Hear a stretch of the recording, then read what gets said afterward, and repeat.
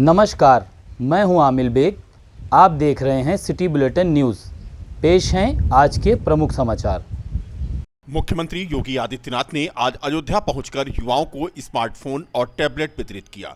इस मौके पर उन्होंने कहा कि अयोध्या में इंटेलिजेंस मैनेजमेंट ट्रैफिक सिस्टम को 22 चौराहों पर लगाया गया है, जिसका आज उद्घाटन किया गया, जो 50 करोड़ की लागत से अयोध्या में लगाया गया है। इन सभी को पब्लिक एड्रेस सिस्टम से जोड़ा जाएगा। हर जगह सीसीटीवी कैमरे लगाए जा रहे हैं। उन्होंने कहा कि जिला प्रशासन को निर्देश दिया जाएगा कि इसे सेफ सिटी से जोड़ा जाए। सेफ सिटी से जुड़ने के बाद राह चलती महिलाओं, बेटियों और व्यापारियों को सुरक्षा मिलेगी। अयोध्या में इतनी सुविधाएं दे दी जाएंगी कि जब भी आप अयोध्या में आइए तो गौरव के साथ मुस्कुराइए और कहिए कि आप भगवान राम की नगरी अयोध्या में हैं। उत्तर प्रदेश में अयोध्या और देश में उत्तर प्रदेश एक नए रूप में उभर रहा है। सपा पर निशाना साधते हुए सीएम योगी ने कहा कि पिछली सरकारों में जब नौकरी निकलती थी तो चाचा भतीजे वसूली पर निकल पड़ते थे। जिले जिले में इनके गैंग थे और गैंग बनाकर निकलते थे और वसूली करते थे।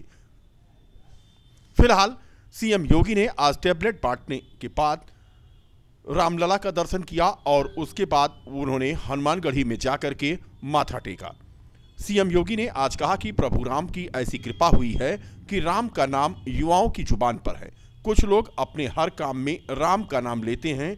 कुछ लोगों के विदाई के समय राम नाम सत्य हो जाता है। जीवन में एक बार राम का नाम लेना ही होता है। बदलती हुई अयोध्या, बदलता हुआ उत्तर प्रदेश, नए भारत का एक नया उत्तर प्रदेश के रूप में हम सबके रूप सामने एक संदेश दे रहा है। पिछली सरकारें युवाओं के साथ कितना खिलवाड़ करती थी। कोई नौकरी निकलती थी, चाचा भतीजा वसूली पे निकल पड़ते थे। पूरा गैंग निकलता था वसूली में।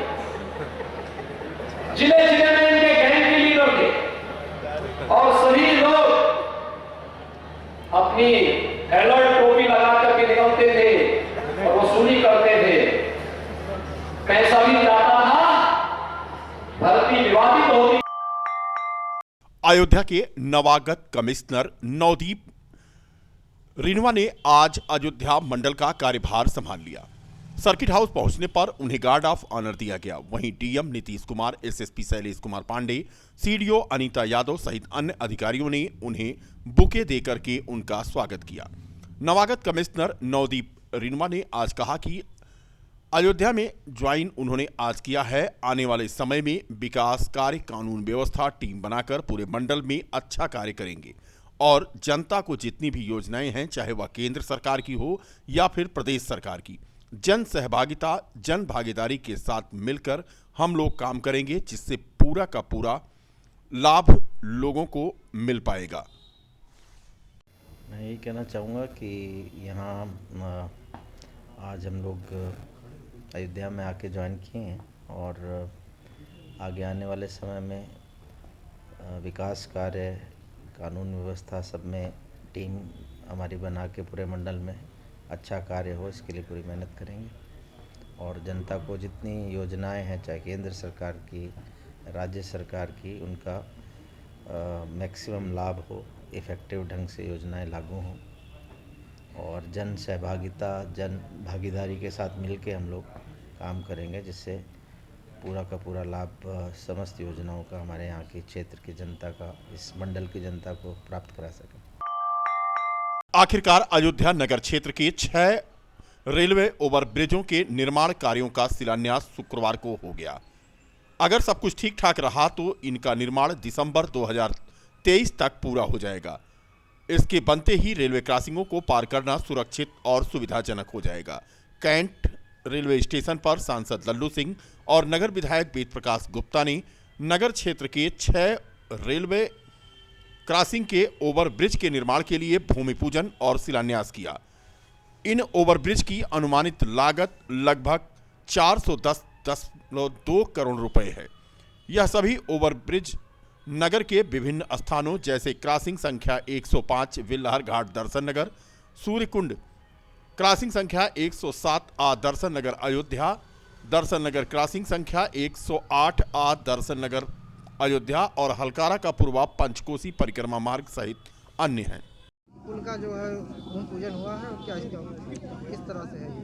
अयोध्या नगर में देश की आज़ादी के बाद शायद पूरे देश में कहीं भी एक साथ 6 आरओबी एक साथ नहीं आई थी। सातवीं आने वाली है तुरंत अभी 1-2 दिन में।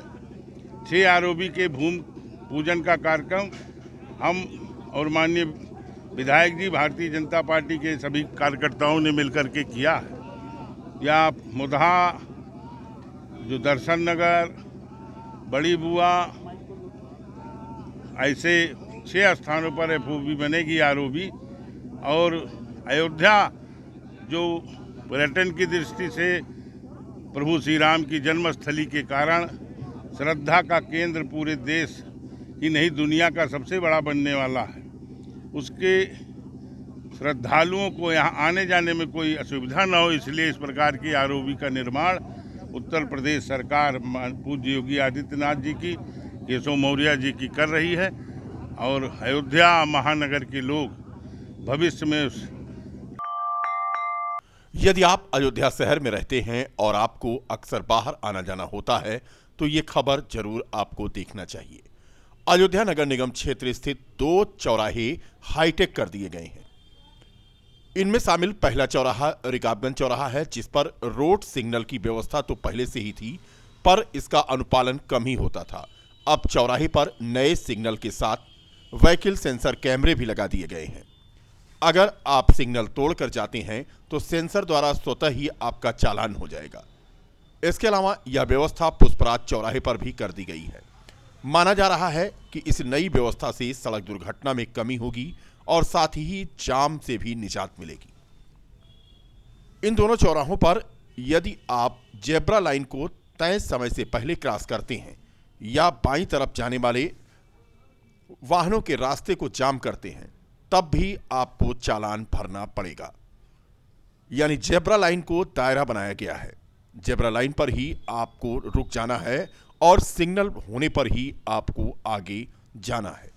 तो कुल मिलाकर के अयोध्या शहर के 2 चौराहे, एक रिकाबगंज और एक फतेहगंज, अगर यहां से आप गुजर रहे हैं और आपको अभी जानकारी नहीं है तो कृपया हाईटेक हुए दोनों ही चौराहों पर सावधानी बरतें, वरना आपकी गाड़ी का चालान व्हीकल सेंसर कैमरे के जरिए स्वतः ही हो जाएगा और आपको भरना पड़ेगा जुर्माना।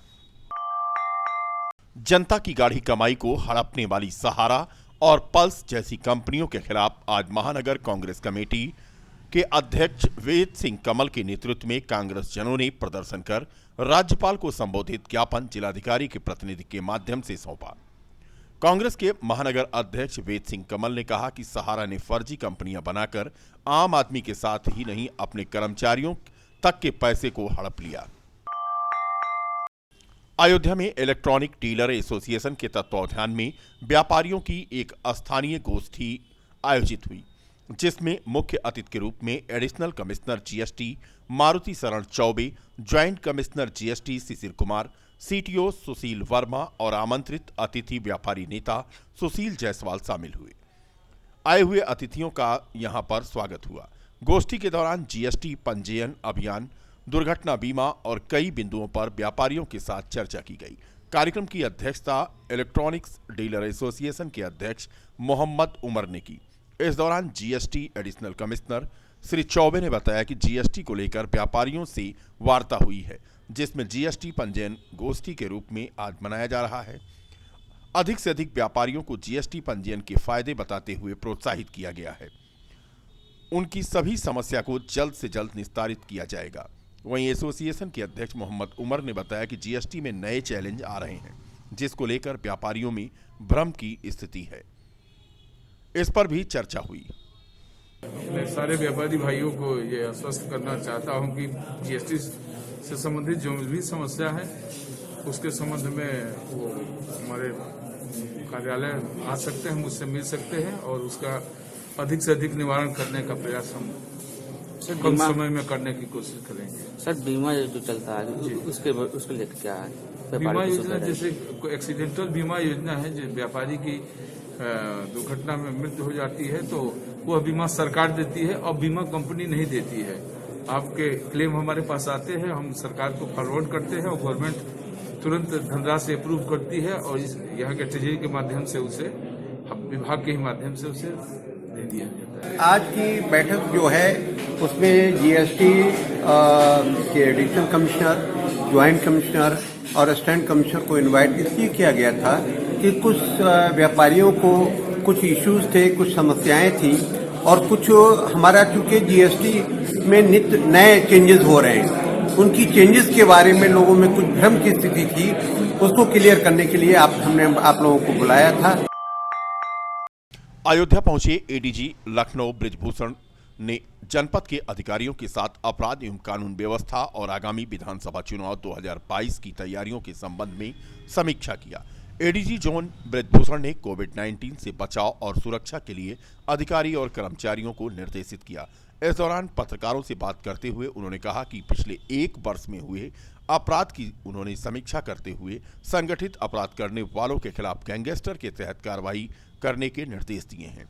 उन्होंने कहा कि उनकी संपत्तियां जब्त की जाएंगी, अवैध निर्माण और कब्जे के खिलाफ भी कार्रवाई होगी। शराब मामले में हुई कार्रवाई में पिछले 3 सालों में जो रिकवरी हुई है उसकी समीक्षा करते हुए पकड़े गए लोगों के खिलाफ भी गैंगस्टर की कार्रवाई की जाएगी।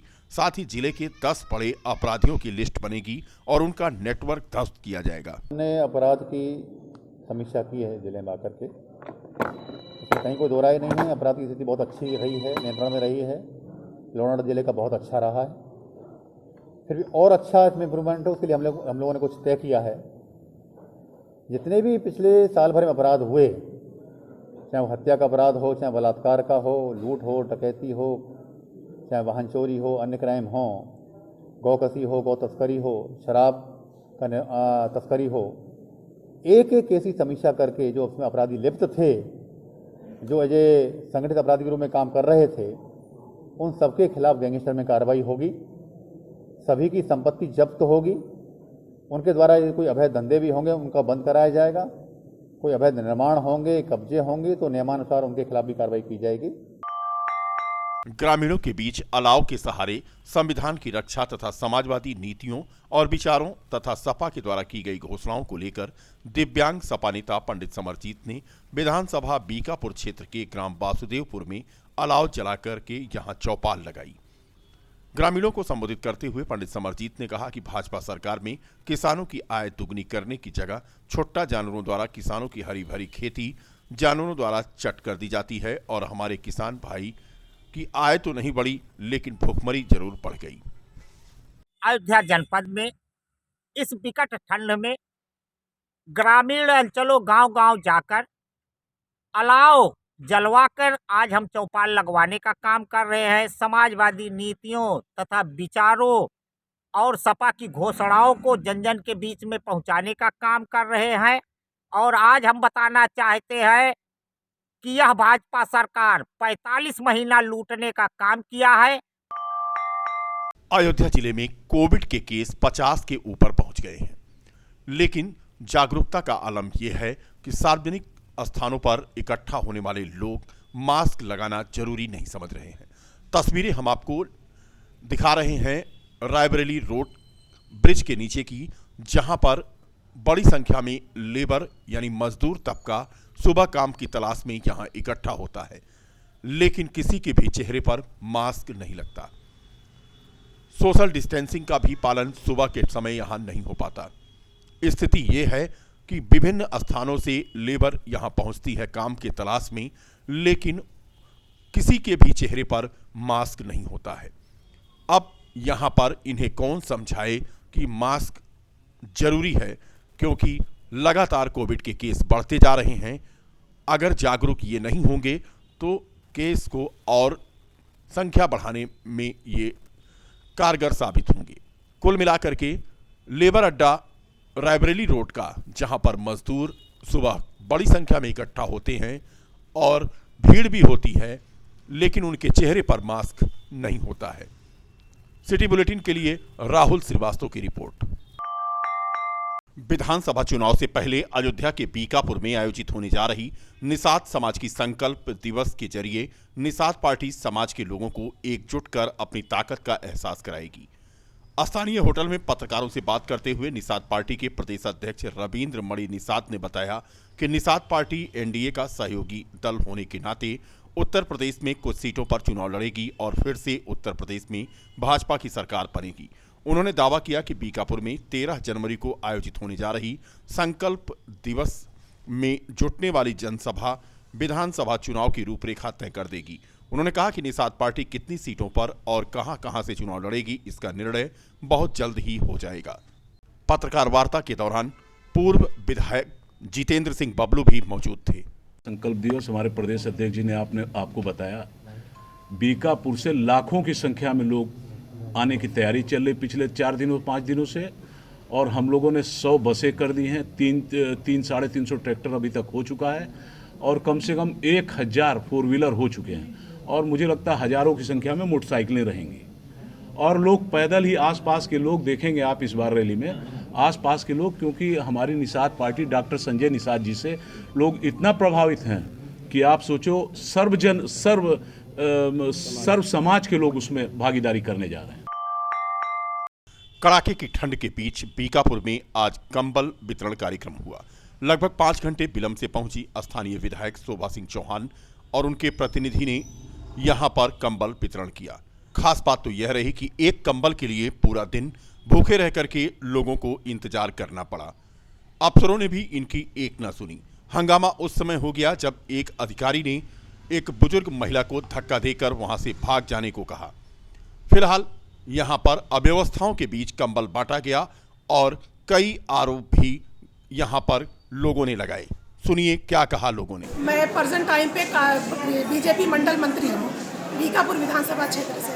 मैंने यहाँ कंबल वितरण के कार्यक्रम में आज शोभा सिंह जी हमारी माननीय विधायिका जी आके कंबल वितरण करना चाहती थी और आई थी इस समय, पर तहसीलदार महोदय जो गरीब जनता कंबल लेने आई हुई थी उनके साथ अभद्रता का काम किया, उन पर लाठीचार्ज करवा दी। जैसे किसी भेड़ बकरी को ढकेला जाता है उस तरीके से तहसीलदार साहब ने उनको ढकेलवाया, जिसमें एक बूढ़ी माता भी चोटिल हो गई। सब बैठा रही ने और जब बैठा रहे तो वहाँ से सब धक्का दी, कहीं भागत जा और सब बैठा रहे, सबका नाम उठा पाए और सबका लागे धक्का दी, सब भागत गए, मऊटा चल दी, उधर से डंडा मारे थे बगल से, कौन भागत गए, अब पीछे सब धक्का दिए, सब पीछे से तो भगाए न। ग्राहकों का पैसा ऐंठ करके कुंडली मारे बैठी तमाम चिटफंड कंपनियों के विरोध में शुक्रवार को कांग्रेस पार्टी ने बीकापुर में भी जोरदार विरोध प्रदर्शन कराते हुए एसडीएम बीकापुर के माध्यम से 14 सूत्रीय मांग पत्र सौंपकर अविलंब निवेशकों का पैसा वापस कराने की मांग की। कांग्रेस के जिला अध्यक्ष के नेतृत्व में यहां पर युवाओं और महिलाओं के झुंड ने तहसील में जोरदार नारेबाजी की।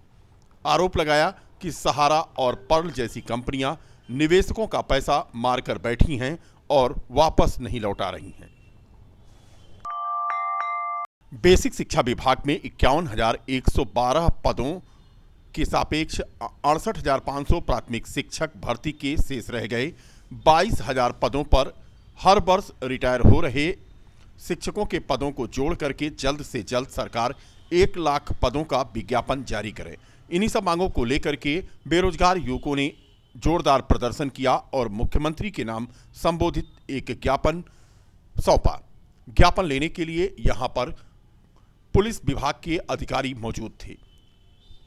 सुप्रीम कोर्ट ने 51,112 पदों का हलफनामा दी थी और आज हम लोग सर 1 महीने से लखनऊ में धरना दे रहे थे और बेसिक शिक्षा मंत्री जी से भी मिले, जबकि बेसिक शिक्षा मंत्री जी ने कहा कि बिना मुख्यमंत्री के कुछ नहीं होगा। इसलिए आज हम लोग पूरे यूपी के 75 जिले में हर जिले के साथ ही जिला मुख्यालय पहुंचकर माननीय मुख्यमंत्री जी के नाम ज्ञापन का कार्यक्रम रखे थे। हुए हैं हम लोगों ने जो है माननीय मुख्यमंत्री जी को अपना ज्ञापन सौंपा है और मुझे पूरी उम्मीद है कि वहां तक वो ज्ञापन पहुंचेगा भी।